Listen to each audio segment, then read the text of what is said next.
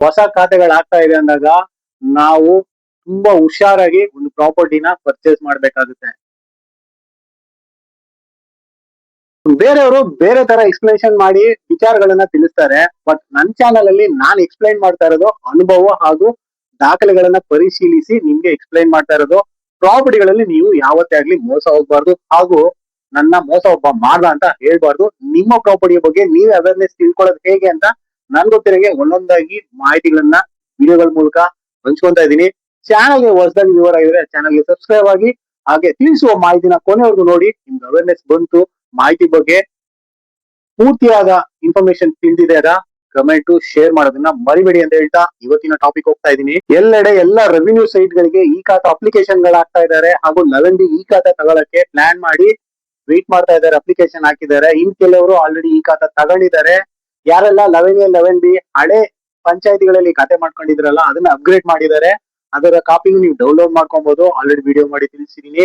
ಇವತ್ತಿನ ಈ ವಿಡಿಯೋಲಿ ನಾನು ನಿಮ್ ಜೊತೆ ಹಂಚ್ಕೊಂತಾ ಇರೋದು ಇನ್ಫಾರ್ಮೇಶನ್ ಏನಪ್ಪಾ ಅಂದಾಗ, ಈ ರೆವಿನ್ಯೂ ಸೈಟ್ ಗಳಿಗೂ ಈ ಖಾತಾ ಭಾಗ್ಯ ಸಿಕ್ಕಿದೆ, ಅಪ್ಲಿಕೇಶನ್ ಹಾಕಿದ್ದಾರೆ. ಇನ್ನೇನ್ ಕೆಲವೇ ದಿನಗಳಲ್ಲಿ ನಿಮ್ಗೂ ಖಾತೆಗಳು ಸಿಗ್ಬಹುದು. ಆದರೆ ಜಮೀನಿನ ರೆಕಾರ್ಡ್ ಗಳ ಬಗ್ಗೆ ಕೆಲವು ಮಾಹಿತಿಗಳನ್ನ ಹಂಚ್ಕೊಳ್ಳೋಣ ಅಂತಾನೆ ಇವತ್ತು ಈ ವಿಡಿಯೋ ಮಾಡಿರೋದು. ಬರೀ ನೀವು ಈ ಖಾತಾ ಮಾಡ್ಕೊಂಡ್ಬಿಟ್ಟು ಮಾರಾಟ ಮಾಡಕ್ಕೆ ಲೋನ್ ತಗೊಳಕ್ಕೆ ಬಂದ್ಬಿಟ್ರೆ ಸಾಕು ಅನ್ಕೊಳ್ಳೋದಷ್ಟೇ ಅಲ್ಲ, ನಿಮ್ಮ ಜಮೀನಿನ ಬಗ್ಗೆ, ನಿಮ್ಮ ಜಮೀನ್ದಾರರು ಏನೆಲ್ಲ ಮಾಡಿದಾರ ಅನ್ನೋ ಬಗ್ಗೆನೂ ನೀವು ತಿಳ್ಕೊಬೇಕಾಗಿರೋದು ಮುಖ್ಯವಾದ ಮಾಹಿತಿ. ಇನ್ನು ಕೆಲವು ನಗರಸಭೆಗಳು, ಪುರಸಭೆಗಳು ಹಾಗೂ ಪಂಚಾಯಿತಿಗಳಲ್ಲಿ ನೀವು ಅಪ್ಲಿಕೇಶನ್ ಹಾಕಿದ್ರು ಖಾತೆ ಮಾಡ್ತಾ ಇಲ್ಲ. ಏನಕ್ಕೆ ಮಾಡ್ತಾ ಇಲ್ಲ ಗೊತ್ತಾ? ನಾನು ಅಪ್ಲಿಕೇಶನ್ ಹಾಕಿದೀನಿ, ನಂದು ಸೇಲ್ ಡೀಡ್ ಆಗಿದೆ, ಏನಕ್ಕೆ ನನ್ ಸೊತ್ತಿಗೆ ಖಾತೆ ಕೊಡಲ್ಲ ಅಂತ ಹೇಳ್ತಾ ಇದ್ದಾರೆ ಅಂತ ತುಂಬಾ ಜನ ವೇಟಿಂಗ್ ಅಲ್ಲಿ ಇದ್ದಾರೆ. ಇದಕ್ಕೆ ಒಂದು ಸಣ್ಣದಾಗಿ ಒಂದು ಕತೆ ಹೇಳ್ತಾ ಇದ್ದೀನಿ.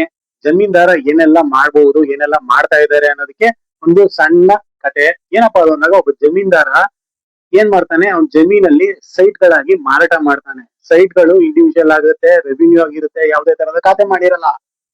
ಏನ್ ಮಾಡ್ತಾನೆ, ಸ್ವಲ್ಪ ಸ್ವಲ್ಪ ದುಡ್ಡಲ್ಲಿ ಸೈಟ್ ಗಳನ್ನ ಮಾಡಿ ಮಾರ್ಬಿಡ್ತಾನೆ ಅವ್ನ ಜಮೀನ. ಕೆಲವು ವರ್ಷಗಳಾಗೋಯ್ತು, ಈಗ ಈ ಖಾತೆಗಳಾಗ್ತಾ ಇದೆ. ಅದಕ್ಕಂತಾನೆ ಜಮೀನ್ದಾರ ಏನ್ ಮಾಡಿದಾನೆ ಅಂದಾಗ, ಅಡ್ವಾನ್ಸ್ ಆಗಿ ಅವನು ಅವನ ಹೆಸರಲ್ಲಿ ಇದ್ದಿದ್ದ ಜಮೀನ ಅವ್ನ ಮಗಳಿಗೆ ದಾನ ಮಾಡ್ಬಿಟ್ಟವನೆ. RTCಲಿ ಮಗಳ ಹೆಸರು ಬರ್ತಾ ಇದೆ. ಇಲ್ಲಿ ಸೇಲ್ ಡೀಡ್ ಮಾಡ್ಕೊಡುವಾಗ ಅಪ್ಪ ಮಾರಾಟ ಮಾಡಿದಾನೆ, ಬಟ್ RTCಲಿ ಮಗಳ ಹೆಸರು ರಿಫ್ಲೆಕ್ಟ್ ಆಗ್ತಾ ಇದೆ. ಇದು ಹೆಂಗೆ ಅಂತ ಯೋಚನೆ ಮಾಡಿ ನೋಡಿದ್ರೆ, ರೆವಿನ್ಯೂ ಬೆಲ್ಟ್ ಅಲ್ವಾ, ಎಲ್ಲ ಯಾವುದೇ ತರದ ಅಪ್ರೂವ್ಡ್ ಇಲ್ದಿರ ಲೇಔಟ್ ಗಳು ಮಾಡಿರೋದು.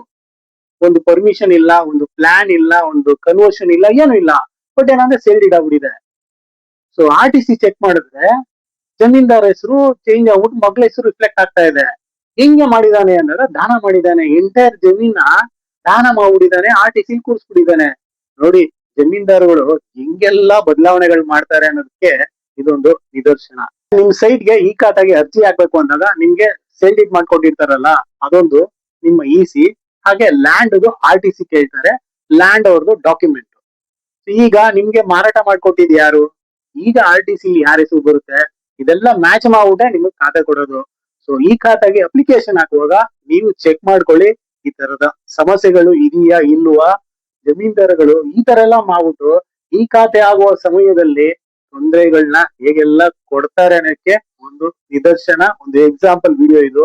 ಇಲ್ಲಿ ನಾವು ಸರ್ಕಾರಕ್ಕೆ ಬೈತೀವಿ, ಸರ್ಕಾರ ನಮ್ಮ ಆಸ್ತಿಗಳಿಗೆ ಈ ಖಾತಾ ಮಾಡ್ಕೊಡ್ತೀನಿ ಅಂದ್ರು ಏನಕ್ಕೆ ಇಷ್ಟು ಡಿಲೇ ಮಾಡ್ತಾ ಇದ್ದಾರೆ, ಏನಕ್ಕೆ ಇಷ್ಟು ತೊಂದರೆ ಕೊಡ್ತಾ ಇದ್ದಾರೆ, ನಾಗರಿಕರಿಗೆ ಸವಲತ್ತು ಕೊಡುವ ಜಾಗದಲ್ಲಿ ಈ ತರ ಏನಕ್ಕೆ ಸರ್ಕಾರ ತೊಂದರೆ ಕೊಡ್ತಾ ಇದಾರೆ ಅಂತ ನಾವು ಸರ್ಕಾರಕ್ಕೆ ಬೈತಾ ಇದೀವಿ. ಇಲ್ಲಿ ನೋಡಿದ್ರೆ ಜಮೀನ್ದಾರಗಳು, ಲೇಔಟ್ ಮಾಡಿರೋರು ಅವರ ಬೇರೆ ಕಾರ್ಯಗಳನ್ನ ಹೇಗೆಲ್ಲ ಅಪ್ಗ್ರೇಡ್ ಮಾಡ್ಕೊಂತ ಇದಾರೆ ಅನ್ನೋದನ್ನ ನೀವು ತಿಳ್ಕೊಬೇಕಾಗಿದೆ.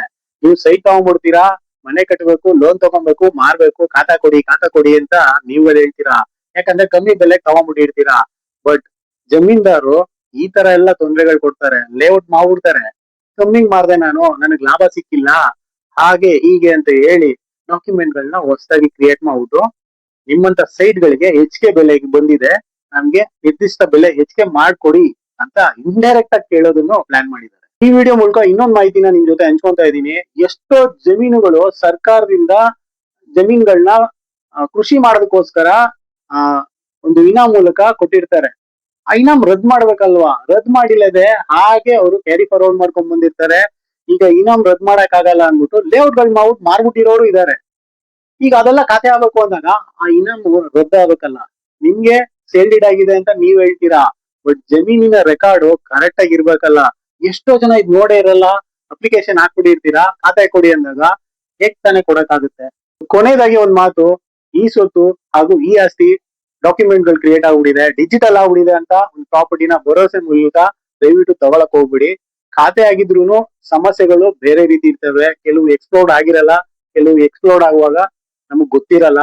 ಸೊ ಇನ್ಮೇಲೆ ಡಿಜಿಟಲ್ ಆಗಿದೆ ಅಂದಿದ ತಕ್ಷಣನೇ 100% ಎಲ್ಲ ಸೇಫ್ಟಿ ಸೆಕ್ಯೂರ್ ಆಗಿರುತ್ತೆ ಅಂತ ಅನ್ಕೊಂಡು ಪ್ರಾಪರ್ಟಿಗಳನ್ನ ತಗೊಳಕ್ ಹೋಗ್ಬಿಡಿ.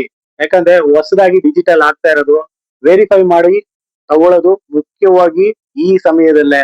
ಹೊಸ ಖಾತೆಗಳು ಆಗ್ತಾ ಇದೆ ಅಂದಾಗ ನಾವು ತುಂಬಾ ಹುಷಾರಾಗಿ ಒಂದು ಪ್ರಾಪರ್ಟಿನ ಪರ್ಚೇಸ್ ಮಾಡ್ಬೇಕಾಗುತ್ತೆ.